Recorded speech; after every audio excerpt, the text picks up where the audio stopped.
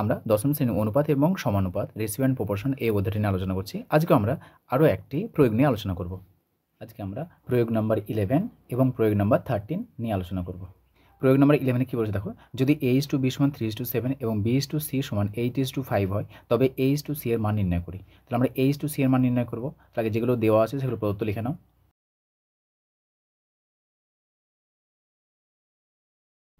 তো দেখো, প্রদত্ত আমাদের a/b এবং b/c দেওয়া আছে, আমার চেয়েছে ac।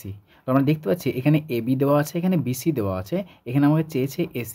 তার মানে এই যে দুটো অনুপাত দেওয়া আছে সেই দুটি অনুপাতের বিকে আমাদের তাড়াতে হবে। সো আমরা এই ধরনের প্রবলেমগুলোকে যখন আমরা সমাধান করব, আমরা a/c এর মান নির্ণয় করব। সো দেখো, এই দুটোর মধ্যে কমন কে আছে? এই দুটোর মধ্যে দেখতে পাচ্ছি আমরা দুটোতেই b আছে। সুতরাং এটা 1 নম্বর, এটা যদি 2 নম্বর হয়, তাহলে আমরা সর্বদা চেষ্টা করব যে b যেটা রয়েছে সেই b এর মানটাকে সমান করার। এখানে b এর মান কত আছে বলো তো? প্রথমটাতে দেখো b এর মান আছে 7 এবং দ্বিতীয়টাতে দেখো b এর মান আছে 8। সো এই 7 এবং 8 এই দুটোর মানকে আমরা পরস্পর সমান করব। এবং এটা মনে রাখবে যে অনুপাতের পূর্বপদ এবং উত্তরপদ এই দুটি পদকে শূন্য ছাড়া যে কোনো সংখ্যা দ্বারা আমরা গুণ অথবা ভাগ করতে পারি। তাহলে দেখো দেওয়া আছে কি a/b সমান 3:7, আর দেওয়া আছে আমাদের b/c সমান 8:5। তাহলে দেখো এখানে আছে b এর মান 7, কেন? প্রথমে a তারপর b রয়েছে, তার মানে এটা a এর মান, এটা b এর মান। তারপর দেখো এখানে b/c, প্রথমে b আছে, সো b এর মান 8 আর c এর মান 5। সো আমরা এই দুটো থেকে এখানে b এখানে b আছে, এই b দুটোকে আমরা ইকুয়াল করব। এই কারণে ইকুয়াল করব যেহেতু আমাকে a/c চেয়েছে, b এর মান চাইনি। সো আমরা এই দুটো থেকে আমরা b এর মানটাকে ইকুয়াল করার চেষ্টা করি।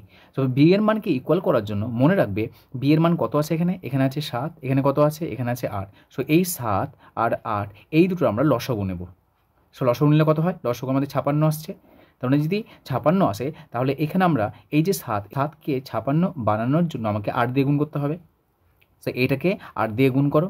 তাহলে এই অনুপাতকে 3 গুণিত 8 অনুপাত 7 গুণিত 8 কত পাচ্ছি আমরা? 24:56।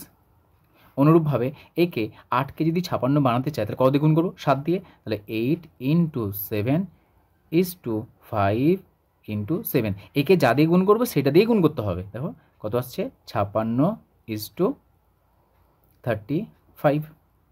তাহলে দেখো এইখানে b এর মান কত পেলাম? 56। এখানে b এর মান কত পেলাম? 56।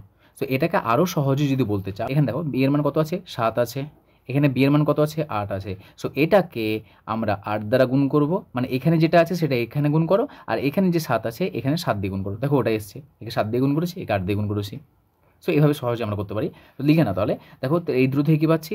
a/b/c সমান, দেখো ab কত আছে? ab আছে 24:56।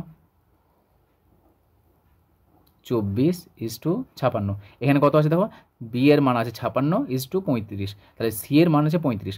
b এর মান আছে 56, c এর মান আছে 35। b এর মান অলরেডি আমরা লিখে ফেলেছি, যেহেতু এখানে 3খানা লিখেছি, এদিকে 3খানা আসবে। তাহলে এর মান 24, b এর মান 56। দেখো b এর মান এখানেও 56, এখানে 56 লিখে ফেলেছি। c এর মান কত? 35। যেহেতু আমাকে চেয়েছে a/c, তাহলে দেখো না, অতএব a/c সমান 24:35। এটা আমাদের অ্যান্সার। তো যখনই আমাদের a/c চাইবে, তখন আমরা কী করবো? যে মানটা চাইছে না তার মানকে ইকুয়াল করে আমরা সেটাকে তাড়িয়ে দেবো। সো এইভাবে আমাদের একটা নিয়ম, যে এইভাবে আমরা a/c এর মান নির্ণয় করতে হয়। অনুরূপভাবে আমরা 13 প্রবলেমটা করব। দেখো 13 প্রবলেম কী বলছে? যে a/b দিয়েছে 5:9 এবং b/c দিয়েছে 4:5, তবে a/b/c এই তিনটের অনুপাত চেয়েছে। আগের প্রবলেম আমাদের কী চেয়েছে? শুধুমাত্র a/c চেয়েছে, এখানে তিনটের অনুপাত চেয়েছে, মানে এই যে আমরা মান বের করেছি এটা চেয়েছে। তো করে নাও। প্রথমে লিখে নাও 13। প্রদত্ত কী দিয়েছে? সো প্রদত্ত a/b সমান 5:9। এখানে রয়েছে আমাদের b/c সমান 4:5। আচ্ছা দেখো এখানে b এর মান কত আছে? 9। এখানে b এর মান কত আছে? 4। সো এটাকে আমরা এখানে যেটা আছে সেটাতে গুণ করব। তাই এটাকে গুণ করব 4 দ্বারা, এটাকে গুণ করব 9 দ্বারা। এই যে 9 আছে b এর মান, সেটাকে এটাতে গুণ করো, আর এখানে যে b এর মান 4 আছে এটাকে এটাতে গুণ করো। তাই গুণ করলে কত আসছে? 5 4 5 20 4 9 36। একে আমরা 9 দিয়ে গুণ করবো, 4 9 36 5 9 45। দেখো এখানে পেয়েছি 36b এর মান, এখানে পেলাম 36b এর মান, তাহলে অতএব লিখে নেব অতএব a is to b is to c সমান 20 is to 36 is to 45। So এটা হলো আমাদের অ্যান্সার। দেখবে এখানে যদি আমাদের আরও একে লঘিষ্ঠ আকার মানে ছোটো আকার করা যায় তাহলে ছোটো আকার করবো, নচেত আমাদের এটা অ্যান্সার হয়ে যাবে। যেহেতু এটা আর আমাদের ছোটো আকার আসছে না, তাহলে এটা আমাদের অ্যান্সার। এবং এই যে আমরা দুটো প্রবলেম করলাম 11 এবং 13, আমরা পরের লেকচারে এই 11 এবং 13কে আরও সহজে কীভাবে করতে হয় সেই শর্টকাট টেকনিকটা আমরা শিখব।